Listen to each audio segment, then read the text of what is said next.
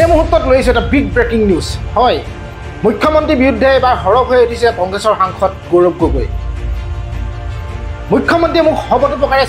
হৰুৱাবলৈ চেষ্টা কৰিছিলে আপ্ৰাণ চেষ্টা চলাইছিলে কিন্তু বিফল হ'ল হয় মুখ্যমন্ত্ৰীয়ে কেৱল সম্পত্তিৰ পৰিমাণ বঢ়াবলৈহে ৰাজনীতি কৰিবলৈ আহিছে ৰাজনীতি কৰিছে গতিকে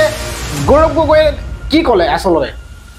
কিয় ক'লে গৌৰৱ গগৈ এই যিটো ভিডিঅ' লৈ আহিছোঁ আপোনালোকে ভাল ধৰণে চাওক হয় স্কিপ নকৰাকৈ ভাল ধৰণে চাওক কি কথাখিনি গৌৰৱ গগৈ ক'লে আপোনালোকে ভিডিঅ'টো যদি ভাল ধৰণে চায় তেতিয়া আপোনালোকে গম পাব গতিকে চাওক আপোনালোকে কিন্তু আপোনালোকে মোৰ ভিডিঅ'বিলাক চাই লাইক নকৰে চেনেলটো ছাবস্ক্ৰাইব নকৰে সেইকাৰণে মোৰ বহুত দুখ লাগে কৈ ভাগৰি পৰিছোঁ গতিকে যিসকল সদাশয় ব্যক্তি নতুনকৈ মোৰ চেনেলটোত আহিছে এটা লাইক কৰি দিব চেনেলটো ছাবস্ক্ৰাইব কৰি দিব আৰু যিসকলে কৰি থৈছে সেইসকলক বহুত বহুত ধন্যবাদ চাওক বিভিন্ন সময়ত মন্ত্ৰী আহিছে বিজেপি দলৰ ডাঙৰ ডাঙৰ নেতাসকল আহিছে মুখ্যমন্ত্ৰী আহিছে কিন্তু যোৰহাটৰ ৰাইজৰ মৰণৰ ভিতৰত ইমান শক্তি আছে যে এই গোটেই ডাঙৰ ডাঙৰ বিজেপি দলৰ নেতাসকলক আঁতৰাই আপোনালোকে তৃতীয়বাৰ বাবে আৰু সেইকাৰণে মোৰ কৰ্তব্য যে যি আশা যোৰহাটৰ ৰাইজে সমগ্ৰ অসমৰ মানুহক দেখালে এতিয়া মোৰ কৰ্তব্য যে যোৰহাটৰ পৰা এয়া বাৰ্তা অসমৰ চুকে কোণে প্ৰত্যেক জিলাৰ ভিতৰত লৈ যাব লাগিব যে অসমৰ ভিতৰত কোনো বিশেষ দল সংগঠন শক্তিশালী নহয় অসমৰ ভিতৰত অসমৰ জনসাধাৰণ আটাইতকৈ শক্তিশালী এই বাৰ্তা আমি চুকে কোণে লৈ যাব লাগিব যেতিয়া জনসাধাৰণ শক্তিশালী হ'ব তেতিয়াহে হ'লে এটা চৰকাৰ ৰাইজৰ হৈ কাম কৰিবলৈ বিচাৰিব যেতিয়া ৰাইজ শক্তিশালী হ'ব তেতিয়াহে গৈ প্ৰশাসনৰ বিষয়াসকল আপোনালোকৰ কথাবোৰ শুনিব আজি ইয়াত অহা আগতে আমি ৩৫খন গাঁও পঞ্চায়তৰ ভিতৰত গলো আৰু দেখা পালো যে কিমান কষ্টৰ মাজত আজিও আমাৰ অসমৰ ৰাইজ ভুগিবলৈ গৈছে 21 জুলাই আমাৰ দুজন যুৱক তেওঁলোকে ঘৰ যাওঁতে ৰাস্তাৰ কাষত এটা বৃহত্তৰ এটা পুখুৰী তাত খান্দি ৰাখিছিল সেই পুখুৰী তেওঁলোকে কৰিলে আৰু তেওঁলোকৰ নিজৰ প্ৰাণ হেৰুৱাবলৈ গ'ল কিন্তু দুখৰ কথা যে আজিলৈকে সেই অঞ্চলত প্ৰশাসনৰ কোনো প্ৰতিনিধি মোক জনামতে তাত যোৱা নাই এই দুজন যুৱকৰ পৰিয়ালৰ খবৰ ল'বলৈ কোনো প্ৰশাসনৰ প্ৰতিনিধি যোৱা নাই আগৰ আমাক কোৱা গৈছে যে যিজনে পুখুৰী খান্দিলে সি আকৌ জিলা প্ৰশাসনৰ নাম লৈ থাকে আজি এনেকুৱা এটা পৰিস্থিতি যে সেই অঞ্চলৰ মানুহে ন্যায় পাব লাগে কিন্তু তাৰ বিপৰীত সেই অঞ্চলৰ মানুহৰ ওপৰত এতিয়া কেছ ইমান শক্তিশালী হ'লে আজি বিজেপি চৰকাৰ কাৰ হৈ কাম কৰি আছে প্ৰশাসনে কাৰ হৈ কাম কৰি আছে যি গাঁৱৰ ভিতৰত এনে ধৰণৰ দুৰ্ঘটনা হ'ল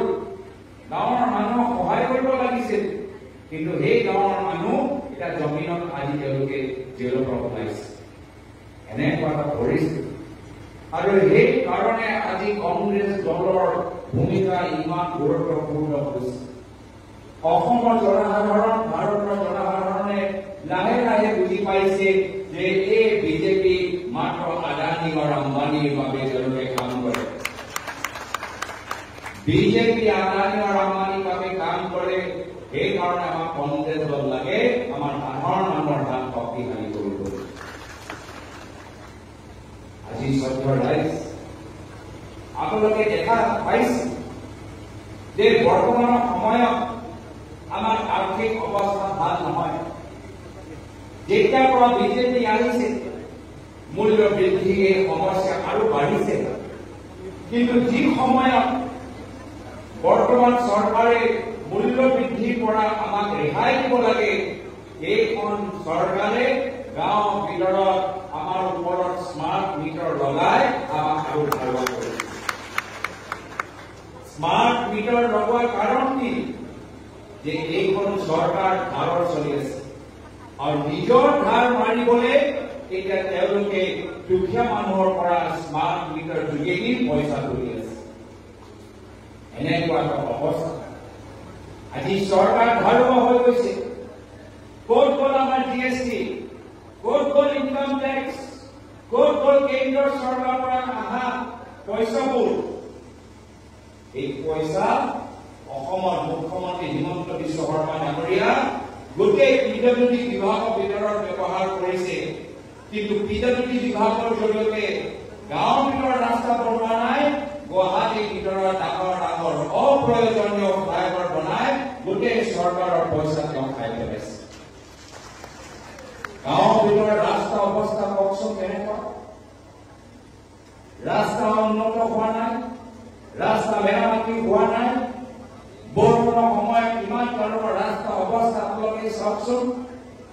আৰু এই ৰাস্তা এই পিডব্লিউডি বিভাগৰ দায়িত্ব কোন মুখ্যমন্ত্ৰী হিমন্ত বিশ্ব শৰ্মা ডাঙৰীয়া আৰু তেওঁ পিডব্লিউডি বিভাগ যোগেদি কি কৰি আছে এটা পিছত এটা তেওঁলোকে গুৱাহাটীত দামী দামী ফ্লাইঅভাৰ বনাই মাত্ৰ ডাঙৰ ডাঙৰ ঠিকাদাৰৰ মতে তেওঁলোকে কাম কৰি আছে মোক মনত পৰে যে মোৰ পিতৃ প্ৰাক্তন মুখ্যমন্ত্ৰী তৰুণ গগৈয়ে নিজৰ কাৰ্যকালৰ সময়ত কৈছে ৰাইজৰ পদূলি ৰাইজৰ চৰকাৰ এয়া হৈছে কংগ্ৰেছ দলৰ মূল মন্ত্ৰ এয়া আছিলে আমাৰ মূল মন্ত্ৰ ৰাইজৰ পদূলিত ৰাইজৰ চৰকাৰ ৰাইজৰ ঘৰে ঘৰে প্ৰশাসনৰ মানুহবোৰ যাব লাগে এনে ধৰণৰ নিৰ্দেশ আমি দিছিলো কিন্তু বৰ্তমানৰ সময়ত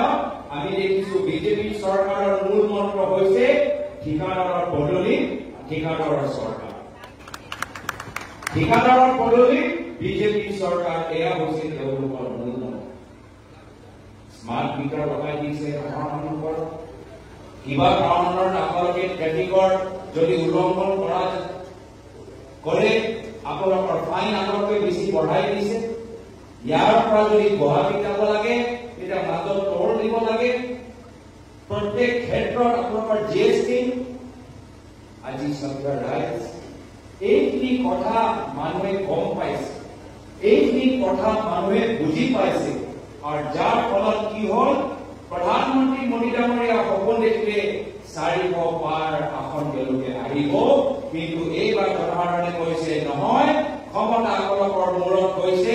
এইবাৰ আমি বিৰোধী কণ্ঠ আৰু শক্তিশালী কৰিম কংগ্ৰেছ দলটোৰ শক্তিশালী কৰিম আৰু ৰাহুল গান্ধী ডাঙৰীয়া হাতৰ ৰাইজে গম পাই গৈছে যে প্ৰধানমন্ত্ৰী মোদী ডাঙৰীয়া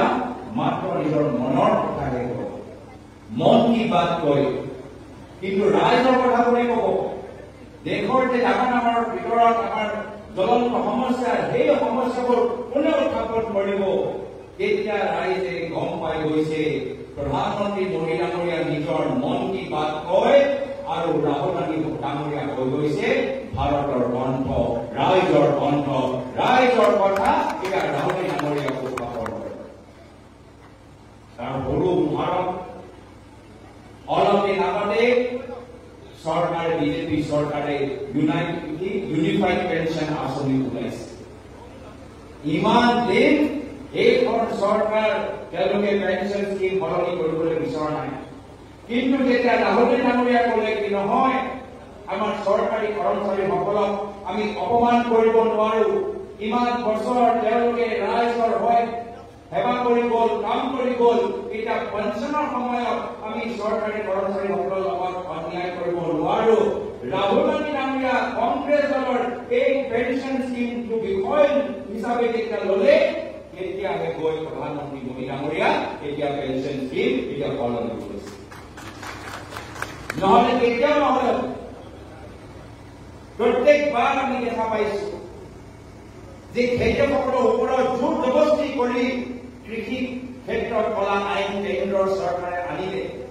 খেতিয়কসকলে আন্দোলন কৰিলে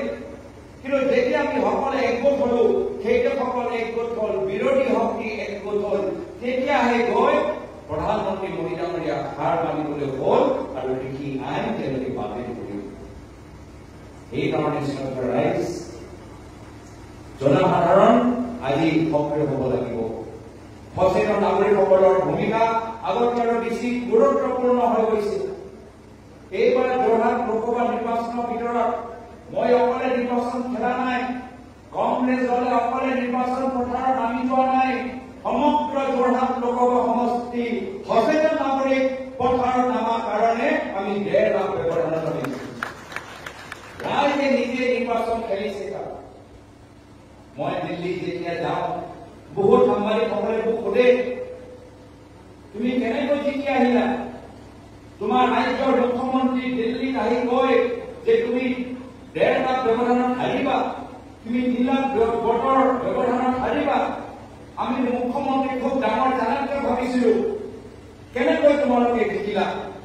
তেতিয়া মই সেই সাংবাদিকসকলক কওঁ, মোৰ জিকা মূল কাৰণ হৈছে আমাৰ উজনি অসমৰ মান আৰু স্বাভিমান আৰু উজনি অসমৰ আমাৰ বিবেক থকা আমাৰ ভোটৰ। তেওঁলোকৰ বাবে আজি মই দেখিছো এবাৰ মই নিৰ্বাচন খেলা নাই, উজনি অসমৰ মানুহে নিৰ্বাচন খেলিছে আৰু তেওঁলোকে বিজেপি চৰকাৰক পৰাজিত কৰিছে। এতিয়া এনে ধৰণৰ ফলাফল অহাৰ পিছত বিজেপি দল মুখ্যমন্ত্ৰী শংকিত ভাবিছে 1.5 বছৰ পিছত বিধানসভা নিৰ্বাচন আহিব। এনে ধৰণৰ ঢৌ যোৰহাটৰ ঢৌ কাইলৈ গৈ যদি ডিব্ৰুগড়ত সোমায়, কাইলৈ গৈ যদি লখিমপুৰত সোমায়, কাইলৈ গৈ যদি শোণিতপুৰত সোমায়, এই যোৰহাটৰ বাৰ্তা ৰাইজৰ বাৰ্তা যদি বৰাকত সোমায়, কাৰ্যনগৰত সোমায়, তেতিয়া মুখ্যমন্ত্ৰী গম পাই গৈছে অহা বিধানসভা নিৰ্বাচনৰ সময়ত তেওঁলোকৰ চৰকাৰক ৰাইজে বিলাই দিব। এতিয়া ৰাইজৰ মুখে মুখে এটাহে কথা, বিধানসভা নিৰ্বাচনত কেতিয়া আহিব? আকৌ আমাৰ বটন পুলিং ষ্টেচনত সোমাই আমাৰ ইভিএমৰ বটন টিপিবলৈ মন আছে আৰু এইবাৰ বটন টিপি টিপি টিপি আমি এইখন চৰকাৰক এইখন মুখ্যমন্ত্ৰীক আমি বিলাই দিব বিচাৰো। যিহেতু যেতিয়াৰ পৰা তেওঁ ৰাজনীতিত সোমাইছে এটাই লক্ষ্য লৈ তেওঁ সোমাইছে নিজৰ ব্যক্তিগত ধন সম্পত্তি আৰু বৃদ্ধি কৰা। মই বাৰম্বাৰ আপোনালোকক নিৰ্বাচনৰ সময়ত কৈছো, 15 বছৰ মোৰ পিতৃ অসমৰ মুখ্যমন্ত্ৰী, মই আজি 3বাৰ কৰি সাংসদ হলো, আজিও মোৰ নামত কোনো বাগান নাই আৰু ভৱিষ্যতো মোৰ নামত ক'তো বাগান নাথাকিব। কিন্তু আমি দেখা পাইছো এইখন চৰকাৰ বসুন্ধৰা 1, বসুন্ধৰা 2, বসুন্ধৰা 3 আনিছে। এইবোৰ আঁচনিৰ জৰিয়তে সাধাৰণ মানুহৰ লাভ হোৱা নাই, কিন্তু মুখ্যমন্ত্ৰী ঘৰৰ ভিতৰত আৰু সম্পত্তি বাঢ়ি গৈ আছে। এই গোটেই বসুন্ধৰা আঁচনিটো নিজৰ মুখ্যমন্ত্ৰী নিজৰ সম্পত্তি মাটি ক'ত ক'ত ল'ব পাৰে সেইবোৰ মাটি চিনাক্ত কৰাৰ বাবে এই বসুন্ধৰা আঁচনি ওলাইছে, এনেকুৱা এটা অনুভৱ আমাৰ ৰাইজৰ। আৰু এইবোৰ কথা এতিয়া ৰাইজৰ মাজত চৰ্চা হোৱাৰ বাবে এতিয়া মুখ্যমন্ত্ৰী কি আৰম্ভ কৰিছে, আকৌ সেই পুৰণি এই পৰম্পৰাগত কথাবোৰ হিন্দু মুছলিম এই বিভাজনকাৰী কথাবোৰ কেতিয়াবা উজনি আৰু নামনিৰ মাজত সংঘাত লগাব, কেতিয়াবা বড়ো আৰু অবড়োৰ মাজত সংঘাত লগাব, কেতিয়াবা হিন্দু আৰু মুছলিমৰ মাজত, কেতিয়াবা অসমীয়া আৰু মাৰৱাৰীৰ মাজত, কেতিয়াবা মাৰৱাৰী আৰু বিহাৰীৰ মাজত মাত্ৰ সংঘাত লগাই তেওঁলোকে নিজৰ চকী বচাবলৈ বিচাৰিছে। অসমৰ ভিতৰত সংঘাত লগাই তেওঁ নিজৰ মুখ্যমন্ত্ৰী গাড়ী ৰখাবলৈ চেষ্টা কৰিছে। কিন্তু আমি কংগ্ৰেছ দলে শপত খাই প্ৰণ লৈছো যে আমি অসমত আমি মানুহক একত্ৰিত কৰিম, আমি মানুহক একজোট কৰিম। য'ত বিজেপি দলে য'ত মুখ্যমন্ত্ৰী হিমন্ত বিশ্ব শৰ্মা ডাঙৰীয়া বিভাজনৰ জুই লগাই তাত কংগ্ৰেছ দলৰ কৰ্মীখিনি সোমাই আমি সেইখন জুই আমি নুমাম। তেওঁলোকে জুই লগাব, আমি জুই নুমাম। তেওঁলোকে মানুহৰ মাজত হিংসা সৃষ্টি কৰিব, আমি মানুহৰ মাজত সম্প্ৰীতি, মানুহৰ মাজত সন্মান, মানুহৰ মাজত মৰমৰ এই বাৰ্তা লৈ আমি মানুহৰ মাজত এটা সুস্থ পৰিৱেশ আমি গঢ়ি তুলিম। আজি হিন্দু লৈ ৰাজনীতি কৰিবলৈ বিচাৰে, কিন্তু হিন্দুৰ নামত কি কৰে তেওঁলোকে? হিন্দু নামত অপপ্ৰচাৰ, হিন্দু নামত ভয় আৰু ভাবুকি, হিন্দু নামত ঘৃণা। কি দেখাবলৈ বিচাৰে? যে হিন্দু মানুহ শংকিত হ'ব লাগে, হিন্দু মানুহ দুৰ্বল অৱস্থা এনেকুৱা বাৰ্তা তেওঁলোকে বাৰম্বাৰ দিয়ে কিন্তু আমাৰ কাৰণে হিন্দু মানে সাহস আমাৰ কাৰণে হিন্দু মানে শক্তি আমাৰ কাৰণে হিন্দু মানে সত্য আমাৰ কাৰণে হিন্দু মানে শান্তি আমাৰ কাৰণে হিন্দু মানে প্ৰগতি আৰু এয়া পাৰ্থক্য হৈছে আৰু ৰাইজে গম পাই গৈছে যে আজি বিজেপি দল হিন্দু কথা কয় হিন্দু ধৰ্মৰ কথা কয় কিন্তু বাৰম্বাৰ অপপ্ৰচাৰ বাৰম্বাৰ মিছা কথা মহাত্মা গান্ধীয়ে কি কৈছে যে আজি আমাক সত্য এটা পথ ল'ব লাগিব সঁচা কথাবোৰ ক'ব লাগিব আৰু তেওঁলোকে মাত্ৰ মিছলীয়া কথা কৈব আমাক এইখিনি কথা ৰাইজক বুজাব লাগিব যে হিন্দু মানে শক্তি হিন্দু দুৰ্বল নহয় হিন্দু মানে শান্তি হিন্দু ঘৃণা সৃষ্টি নকৰে হিংসা সৃষ্টি নকৰে হিন্দু মানে প্ৰগতি আমি সদায় আধুনিক সমাজৰ লগত কাম কৰি থাকো হিন্দু মানে সাহস হিন্দু মানে আমি দুৰ্বল মানুহক ৰক্ষণা দিয়া এয়া হৈছে আমাৰ দায়িত্ব আৰু এইখিনি কথা আমাক পাতিব লাগিব আজি পবিত্ৰ ভাদ মাহ চলি আছে এই ভাদ মাহত আমি সকলোৱে নামঘৰত সোমাই আমাৰ নামঘৰীয়া লগত আমি নাম কীৰ্তনত আমি ভাগ লওঁ এয়া হৈছে আমাৰ পৰম্পৰা যোৱাকালি জন্মাষ্টমী দিনত মই মন্দিৰত গলো তাতে হৰে কৃষ্ণ হৰে ৰাম মই নামঘৰত সোমালো তাতে হৰে ৰাম কিন্তু আজি তাৰিখত বিজেপি দলে কেতিয়াবা অসমীয়া আৰু মাৰৱাৰী মাজত সংঘাত লগাব কেতিয়াবা বিহাৰী সম্প্ৰদায়ক টাৰ্গেট কৰিব কেতিয়াবা বঙালী সম্প্ৰদায়ক টাৰ্গেট কৰিব কেতিয়াবা মুছলিমৰ সম্প্ৰদায়ক টাৰ্গেট কৰিব আৰু কি ধৰণৰ কথা আজি মুখ্যমন্ত্ৰীৰ পৰা আমি শুনি থাকো যি কথা এজন অসমৰ মুখ্যমন্ত্ৰী আজি গৰিমা তেওঁ দললৈ গৈছে অসমৰ মুখ্যমন্ত্ৰীৰ কাৰণে উচিত নহয় এনে ধৰণৰ কথা আমি তেখেতৰ মুখৰ পৰা শুনি থাকো আজি সেইকাৰণে আমাৰ উদ্দেশ্য হ'ল যে আমি বাস্তৱ সমস্যা লৈ আমি কাম কৰি যাম আৰু ৰাইজক বুজাম যে এইখন যে ৰাজনীতি চলাই আছে মুখ্যমন্ত্ৰী মহোদয় আমালোকৰ মাজত সংঘাত লগোৱাই ৰাজনীতি তাৰ মূল উদ্দেশ্য হ'ল 2024 নিজৰ দাবী ৰক্ষা কৰা বাবে নহলে গম পাই গৈছে কি যদি চৰকাৰ গুচি যায় আমাৰ প্ৰদেশ কংগ্ৰেছ সভাপতি ভূপেন বৰা ডাঙৰীয়া কৈছে যে তেওঁলোকে এছআইটি খুলিব আৰু গোটেই মুখ্যমন্ত্ৰী তেখেতৰ লগত যিমানবোৰ কোম্পানী জড়িত হৈ আছে প্ৰত্যেক ক্ষেত্ৰত এছআইটিৰ জৰিয়তে এটা তেওঁলোকৰ তদন্ত কৰিব আৰু সেইকাৰণে গম পাই গৈছে মুখ্যমন্ত্ৰী মহোদয়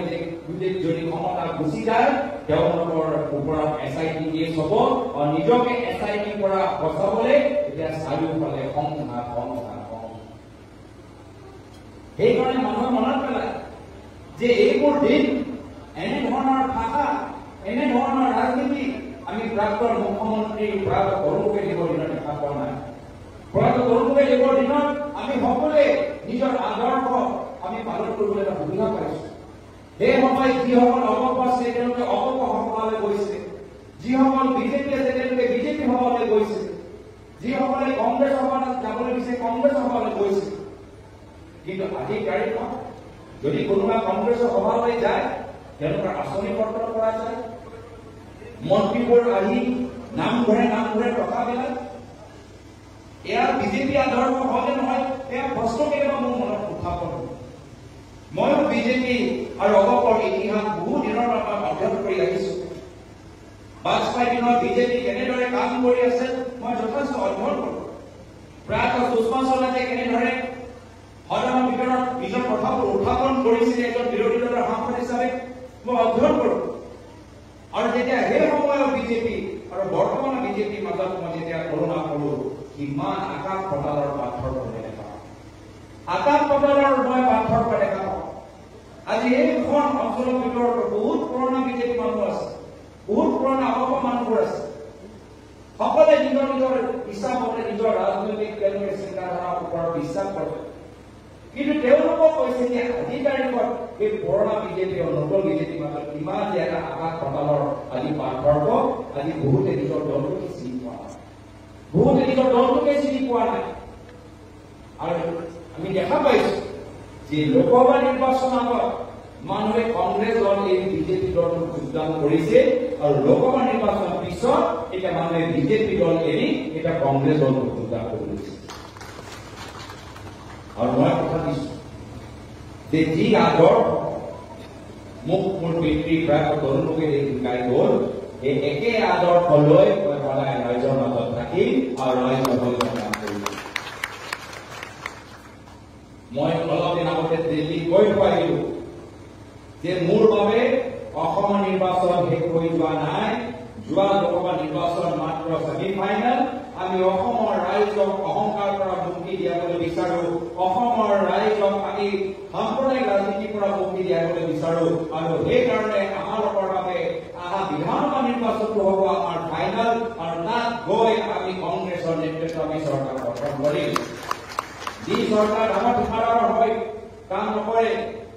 যি চৰকাৰ আদানী আম্বানী পিছে ধৰি নাথাকে যি চৰকাৰে আগৰ দৰে আমাৰ গাঁৱৰ ভিতৰত যিসকল আমাৰ বয়োজ্যেষ্ঠসকল আছে তেওঁলোকে বৃদ্ধ পেঞ্চন পাইছে নাই পোৱা আমাৰ গাঁৱৰ ভিতৰত যিসকল শিল্পীসকল আছে তেওঁলোকে শিল্পী পেঞ্চন পাইছে নাই পোৱা য'ত য'ত আমাৰ অনুসূচিত জাতি বসবাস কৰা গাঁও আছে তাত আই ঘৰ বনিছে নে নাই বনোৱা য'ত আমাৰ খেলুৱৈসকল আছে তেওঁলোকে আন্তঃৰাষ্ট্ৰীয় প্ৰতিযোগিতাত যাওঁতে আৰ্থিকভাৱে আমি সহায় কৰিব পাৰো নে নোৱাৰো এনে ধৰণৰ আমি চৰকাৰ আমি গঠন কৰিবলৈ বিচাৰো যি চৰকাৰ আমাৰ জনসাধাৰণৰ হাতটো শক্তিশালী কৰিব